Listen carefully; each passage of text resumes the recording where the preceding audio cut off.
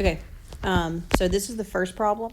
So in order to graph these, she states that you need to make a table of values. So that means like an X and Y T-table, T-chart. So we're going to come up with points that work for this equation or this line, and then we're just going to take those points and plot them on a graph. All right, so first thing you got to know is that because this has a square root in it, that means that you're not, and because the x specifically is under the square root, that means you can't let x be any negative numbers because square root of negative numbers don't actually exist. So you can't actually graph those numbers. So we're just going to start and we're going to plot, or we're going to put about 5 x values, and we're going to strategically select those x values so that it works out nicely. So the first number I can start with that's not a negative is the number 0. Okay, so I'm going to do 0 first. Then the other 4 numbers, I'm going to make sure that I choose perfect squares, because remember, I'm plugging those numbers into the x, so I want to make sure that my numbers work out nicely and I don't get any decimals. So if I put a perfect square in for each x, then I'm always going to get whole numbers. So after 0, the next perfect square is 1. Then after 1 would come 4, then 9, and then 16. So that's going to give me 5 numbers to work with, which will be plenty to draw a graph. Okay, so what we're going to do next is we're just going to plug those numbers in to this equation. And again, just remember, we're trying to figure out what y is. So we got to plug in x. H of x is just the same thing as y. It's just a fancy way of saying y. So when we first start this, I'm going to replace x with 0. Okay. All right, and so the only thing that's changing here is what I just wrote in blue. Everything else is going to stay the same throughout.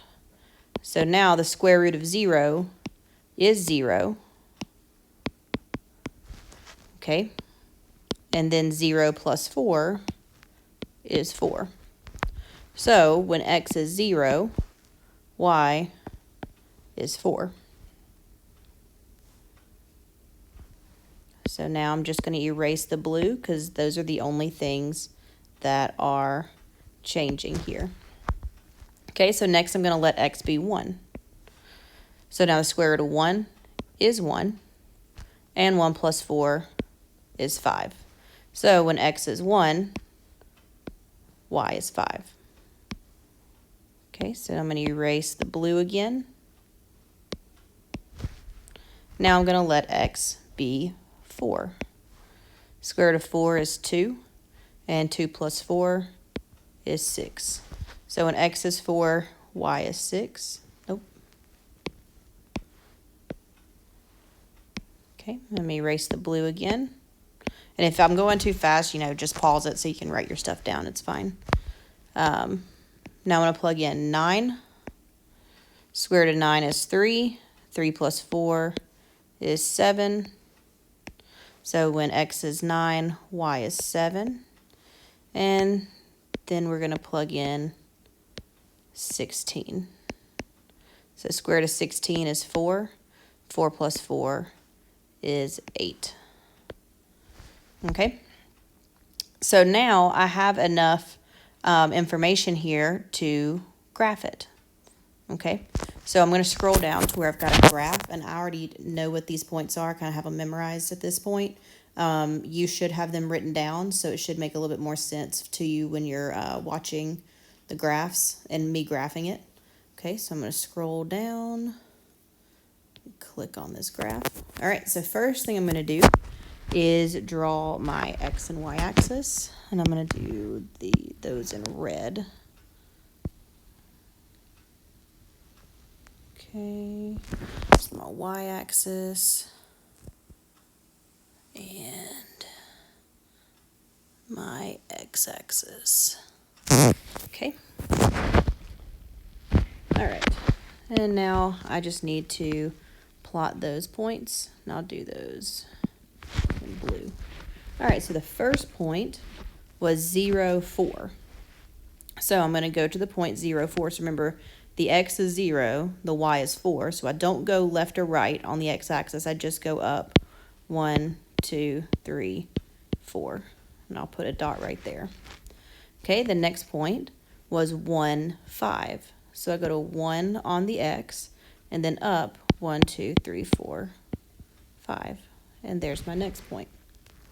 All right, then my next point was 4, 6. So we got 1, 2, 3, 4.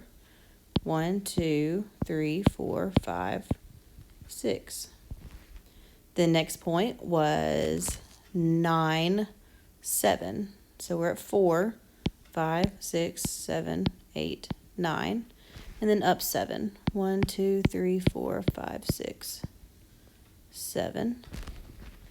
And then the last point was 16, 8. So we're at 9, 10, 11, 12, 13, 14, 15. And we'll squeeze 16 in right there. And then 8. 1, 2, 3, 4, 5, 6, 7, 8. All right, so now when I connect the dots, we see how it makes a nice little curve right there. It kind of looks like it would be a sideways parabola, but there's not going to be a bottom part to it. Okay, it's just that top curve right there.